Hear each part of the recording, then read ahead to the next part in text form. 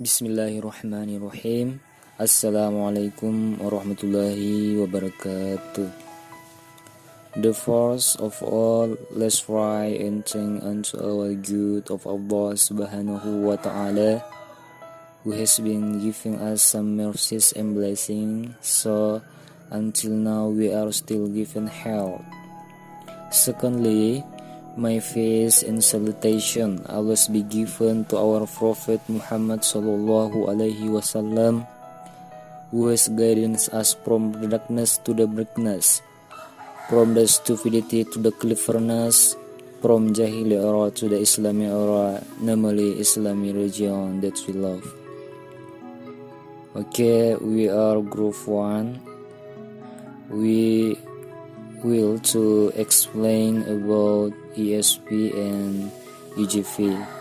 Ya, jadi kami dari kelompok pertama ingin menjelaskan tentang ESP dan EJV bersama dengan saudari Emilia. What is ESV? Shortly, ESV can be defined as the use of a particular variety of English in a specific setting of use which is justified towards the learner's need. Jadi apa itu ESV? Singkatnya, ESV dapat didefinisikan sebagai penggunaan variasi bahasa Inggris. Penggunaan variasi bahasa Inggris tertentu dalam pengaturan penggunaan yang disesuaikan dengan kebutuhan pelajar. Ya, jadi gambaran yang pertamanya. Kemudian, some people describe ESP as simply being the teaching of English for any purpose that can be specified. Jadi, beberapa orang menggambarkan bahwa ESP hanya sebagai pengajaran bahasa Inggris. Pengajaran bahasa Inggris untuk tujuan apapun yang dapat ditentukan. Ya, jadi gambaran singkat tentang ESP. Kemudian, what is EJV? EJV, ya. EJV teacher, on the contrary, is involved in educational operation, equipping learners with a general capacity to cope with undefined eventualities in future. Ya, jadi di sini dapat kita artikan bahwa guru EJV terlibat dalam operasi pendidikan yang membekali peserta didik dengan kapasitas umum. Jadi guru membekali peserta didik dengan kapasitas umum yang ada untuk menghadapi kemungkinan yang tidak ditentukan di masa depan. Ya, kemudian lanjut ke slide berikutnya. Ada ESP versus EJV. Ya, yang pertama ada learners atau dalam artian peserta didik, ya, pelajar. ESP specially designed for working adults. Ya, jadi ESP dirancang khusus untuk bekerja lebih dewasa, ya. Kemudian bedanya dengan EJV specially designing for high school students. Ya, jadi di sini EJV dirancang khusus untuk siswa SMA. Ya, dirancang khusus untuk siswa SMA. Kemudian ada aims atau bisa diartikan sebagai tujuannya. ESP, the objective is to meet the needs of particular learners. Ya, jadi ESP ulasan tujuan adalah untuk memenuhi kebutuhan tertentu dari peserta didik. Ya, jadi tujuannya adalah memenuhi apa-apa saja kebutuhan dari peserta didik itu. Bedanya dengan EJV, to improve overall English competence involving a range of skills, reading, writing, speaking, listening, vocabulary, grammar, and pronunciation. Jadi EGV untuk meningkatkan keseluruhan Inggris kompetensi yang melibatkan berbagai keterampilan, diantaranya ada membaca, menulis, berbicara, mendengarkan, kosakata, tata bahasa, pengucapan, dan lain-lain. Jadi ini melibatkan kompetensi keterampilan. Selanjutnya kita masuk pada slide berikutnya.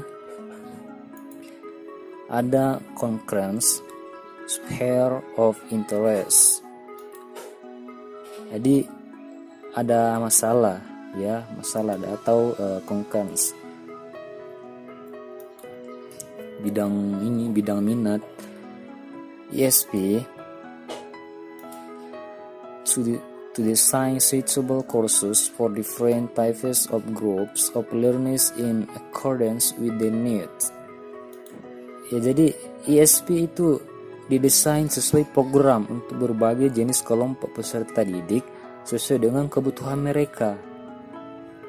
Ya, jadi ini untuk ESP-nya. Beda dengan EGV. EGV itu kita designing courses targeting at vocabulary work, spelling, grammar, pronunciation, language function, dan lain-lainnya. Ya, jadi di sini EGV itu merancang program atau menargetkan pada kosakata kerja, ejaan, tata bahasa, pengucapan, ataukah bahasa fungsi. Ya, jadi penjelasan berikutnya akan dilanjutkan oleh saudari Emilia, dan padanya kami persilakan. Okay, thank you for the opportunity that has been given. So here I will explain about absolute and variable characteristic of ESP, types of ESP, role of ESP teacher. First, I will explain the section with absolute characteristic. The first, ESP is all about the meet specific needs of the learners. ESP akan memenuhi kebutuhan khusus peserta didik. Jadi karena berkaitan dengan pemenuhan kebutuhan peserta didik, mereka menambahkan bahwa hakikat ESP memenuhi kebutuhan peserta didik berarti fokus pada kebutuhan peserta didik, berlangsung efektif sesuai dengan kebutuhan peserta didik, dan memungkinkan pembelajaran peserta didik belajar dengan sukses sesuai dengan rentang waktu yang dirancang. Second, ESP makes use of underlying methodology and activities of the discipline is service. ESP menggunakan metodologi dan aktivitas yang mendasari disiplin yang dilayaninya. Ini artinya bahwa metode dan aktivitas yang dilaksanakan dalam pembelajaran di kelas harus sesuai dengan bidang ilmu, pekerjaan, dan profesi yang mencerminkan variasi dan beragamnya esensi dari ESP itu sendiri. Third, ESP is centered around the language suitable to test activities in terms of grammar, lexis, register, study skill, discourse, and genre.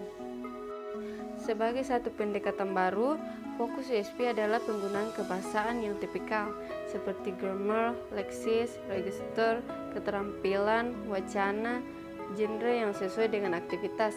Dalam hal ini, cakupan kebahasaan dalam ESP baik dalam tataran, grammar, leksikal, dan register dalam hal tertentu berbeda dengan bahasa Inggris umum atau general English. Next, variable characteristic. In particular teaching settings, ESP may use a different methodology from that of general English. Dalam pengaturan pengajaran tertentu, ESP tersebut dapat menggunakan metodologi yang berbeda dari bahasa Inggris umum. Likely to be assigned for adult learners. ESP kemungkinan besar dirancang untuk pelajar dewasa, baik di perguruan tinggi atau dalam situasi kerja profesional. Namun, ini biasa untuk pelajar di tingkat sekolah menengah. In general, the courses are designed for intermediate or advanced learners. ESP umumnya dirancang untuk siswa menengah atau lanjutan. Kebanyakan kursus ESP mengasumsikan beberapa pengetahuan dasar tentang sistem bahasa. tetapi dapat digunakan dengan pemula.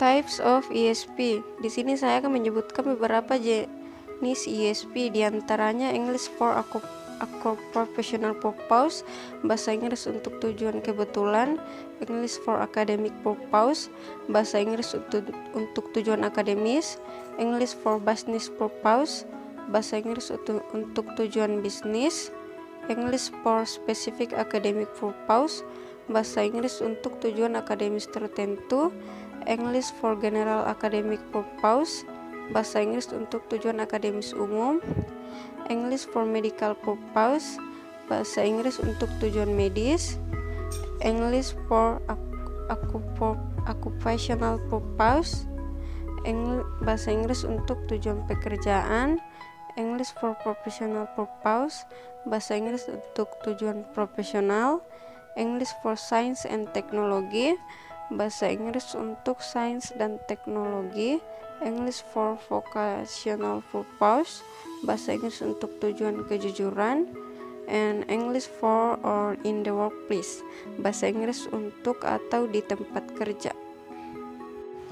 Next, roles of ESP teacher. Jadi di sini ada peran guru ESP.